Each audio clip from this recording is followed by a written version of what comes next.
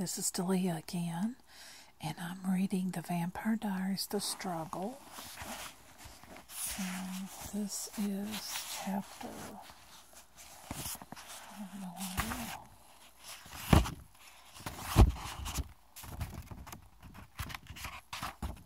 Chapter 12. And this is part 4 or 5. I'm not really sure. So we'll just have to remember the page I'm on. 430. Okay.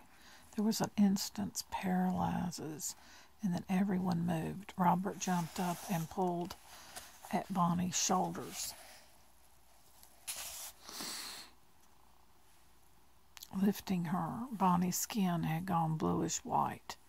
Her eyes were closed, and Aunt Judith fluttered around her, dabbing at her face with a damp napkin. Damon watched with thoughtful, narrowed eyes. "She's all right," Robert said, looking up in obvious relief. "I think she just fainted. It must have been some kind of hysterical attack."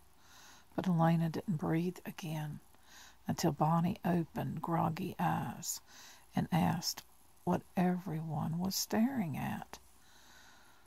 It put an effective end to the dinner. Robert insisted that Bonnie be taken home at once, and in the activity that followed, Elena found time for a whispered word with Damon.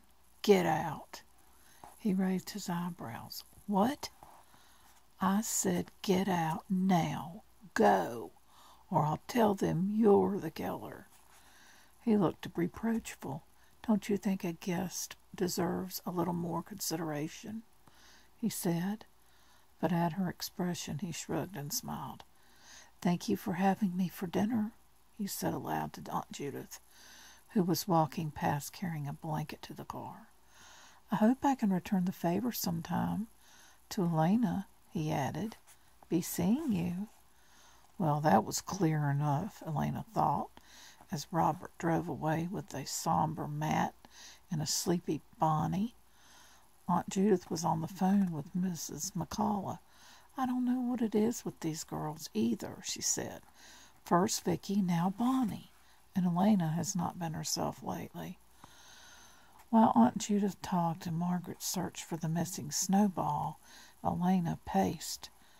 She would have to call Stefan. That was all there was to it. She wasn't worried about Bonnie.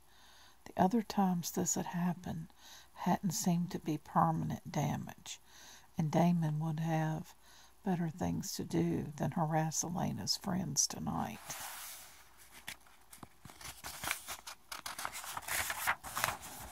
He's a little arrogant butthole. He was coming here to collect for the favor he'd done her. She knew without a doubt that this was the meaning of his final words, and it meant she would have to tell Stefan everything, because she needed him tonight, needed his protection. Only what could Stefan do, despite all her pleas and arguments last week? He had refused to take her blood. He insisted that his powers would return without it. But Elena knew he was still vulnerable right now. Even if Stefan were here, could he stop Damon? Could he do it without being killed himself? And I will continue.